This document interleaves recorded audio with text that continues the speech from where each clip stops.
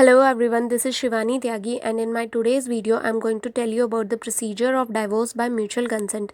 यानी अगर आपको म्यूचुअल कंसेंट से आपसी सहमति से डिवोर्स लेना है तो उसका क्या प्रोसीजर होगा आज हम इस वीडियो में देखने वाले हैं। तो अगर किसी हस्बैंड और वाइफ को म्यूचुअल कंसेंट से यानी आपसी सहमति से डिवोर्स लेना है तो उनको जॉइंटली यानी साथ में पिटीशन फाइल करनी है। ऐसा नहीं होगा कि हस्बैंड जा रहा है वो फाइल करके आ रहा है या सिर्फ वाइफ जा रही है वो फाइल करके आ रही है, नहीं, दोनों को साथ में फाइल करना है।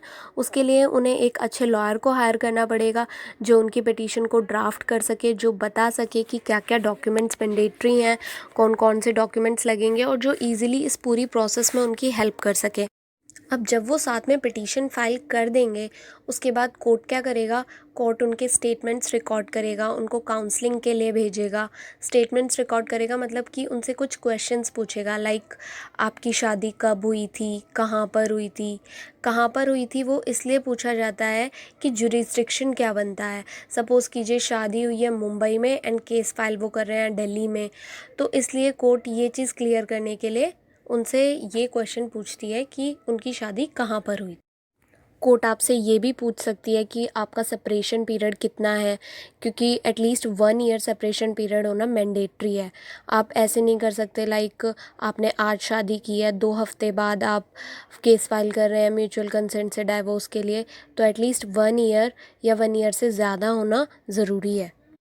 तो जब आपकी ये पूरी प्रोसेस ख़त्म हो जाएगी यानी आपका फ़र्स्ट मोशन जो है वो कंप्लीट हो गया है, अब इसके बाद कोर्ट आपको 6 मंथ का टाइम देगी।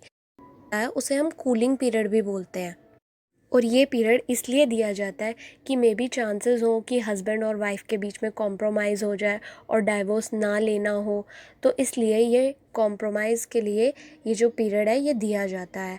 और इस पीरियड को हम 18 मंथ्स तक के लिए एक्सटेंड कर सकते हैं कि सपोज़ कीजिए कि 6 महीने में अभी हस्बैंड और वाइफ श्योर नहीं है, मे बी उनको चांसेस लग रहे हैं कि हमें डाइवोर्स ना लेना पड़े, तो वो क्या नाम है इस पीरियड को एक्सटेंड करा सकते हैं। फिर आपको आफ्टर 6 मंथ्स आपको सेकंड मोशन फाइल करना होता है। उसमें भी सेम प्रोसेस होता है, आपके स्टेटमेंट्स रिकॉर्ड किए जाते हैं, आपसे फिर से पूछा जाता है कि आप म्यूचुअल कंसेंट से डाइवोर्स ले रहे हैं ना, कोई प्रेशर तो नहीं है।